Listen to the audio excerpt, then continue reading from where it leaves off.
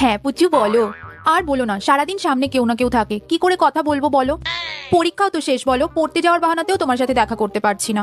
আরে শোনো না, রাগ করো না, এখন তো গরমকাল পড়ে গেছে, মা আর সারা রাত এই ছোট্ট বিছানায় আমার সাথে ঘেঁষাঘেঁষি করে ঘুমোবে না। তাই তো এখন আমরা রোজ রাত্রে গল্প করতে পারবো। এমানা জানিস আজ কি? কার সাথে কথা বলছিস?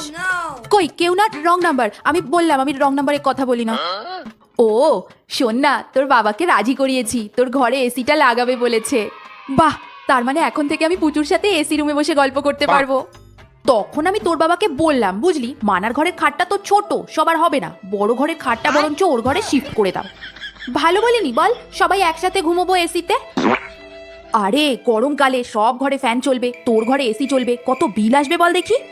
সবাই মিলে তোর ঘরে ঘুমোবো, একটা মানুষের ইনকামে সংসার চলে, তার দিকটাও তো দেখতে হবে বল। আমি কেন মরি না?